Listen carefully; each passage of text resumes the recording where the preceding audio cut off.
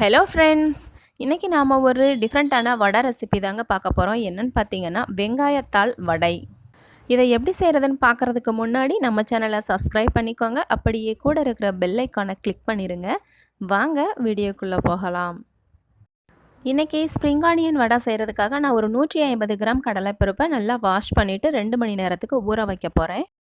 இப்போது ஒரு 2 மணி நேரம் ஆயிடுச்சுங்க. பருப்பு நல்லா ஊறி இருக்குது. ஸோ நம்ம இதை அரைச்சி எடுத்துக்கலாம்.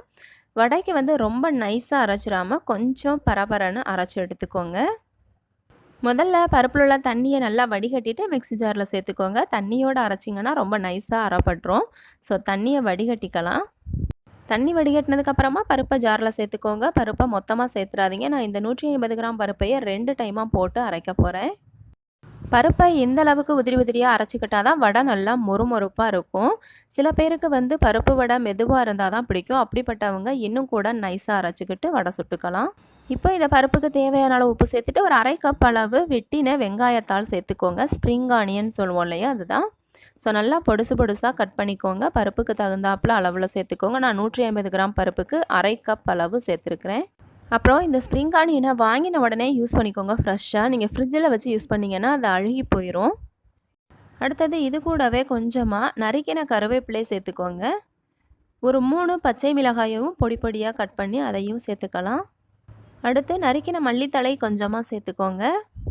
இது கூட 1/4 டீஸ்பூன் அளவு சோம்பு சேர்த்துக்கோங்க. எப்போவுமே பருப்பு வடைக்கு நம்ம பெரிய ஜீரகம் சேர்க்கணும், உளுந்த வடைக்கு சின்ன ஜீரகம் சேர்க்கணும். ஸோ நம்ம இந்த வெங்காயத்தாள் வடைக்கு சோம்பு சேர்த்துக்கலாம். இப்போ அவ்வளோதாங்க, நம்ம எல்லாம் சேர்த்தாச்சு. இது எல்லாத்தையும் உங்கள் கையால் நல்லா அழுத்தி மிக்ஸ் பண்ணி விடுங்க. நம்ம வெங்காயத்தாள் சேர்த்து பண்ணுறதுனால இந்த வடைக்கு வெங்காயம் தேவையில்லை.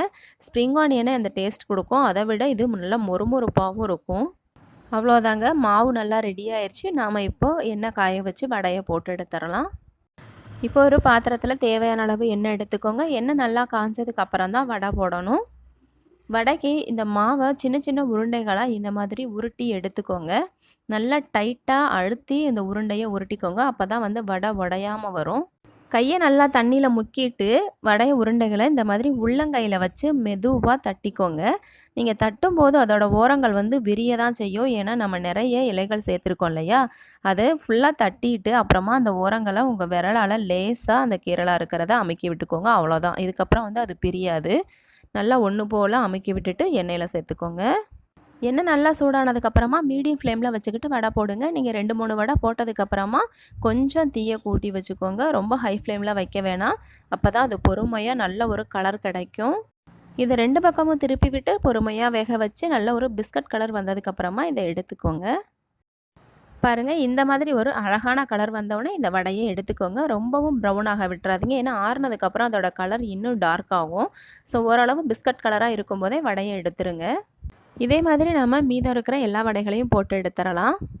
இப்போ சூப்பரான மொறுமொறுப்பான டேஸ்டியான வெங்காயத்தாள் வடை ரொம்ப ஈஸியாக நாம் ரெடி பண்ணிட்டோம். இதை டேஸ்ட் பண்ணிட வேண்டியதான். இந்த 150 கிராம் கடலைப்பருப்பில் எனக்கு ஒரு மீடியம் சைஸ் வடையாக 10 வடை கிடச்சிருக்குதுங்க. ஸோ இதை வச்சு நீங்கள் உங்களுக்கு எத்தனை வடை தேவைப்படுதோ அதுக்கு ஏற்ற மாதிரி பருப்பு எடுத்துக்கோங்க.